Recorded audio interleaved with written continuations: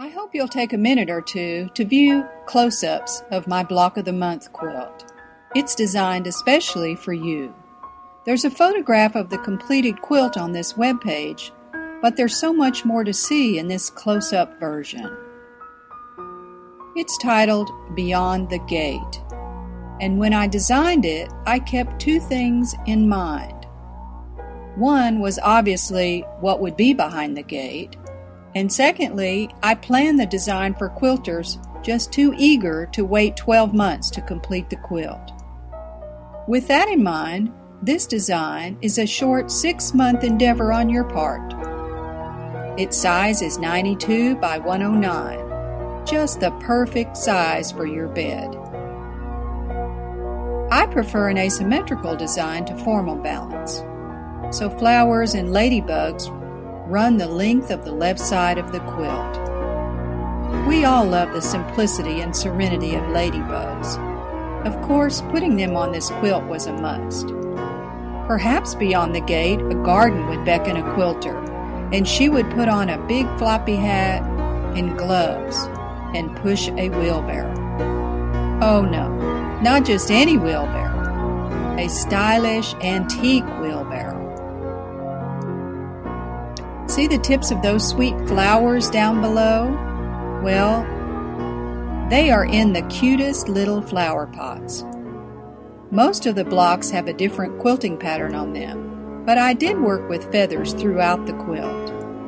Because of the flowers and ladybugs, I couldn't complete the quilt without butterflies flittering and cats meandering. So I quilted the butterflies above the gate and the cats right into the peaks of the gate.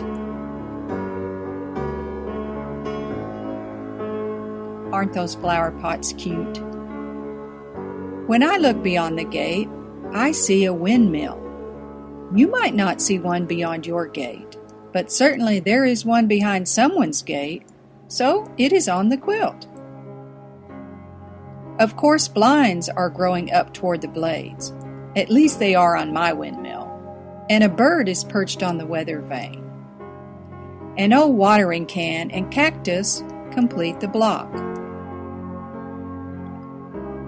Now what's cuter than a hanging birdhouse?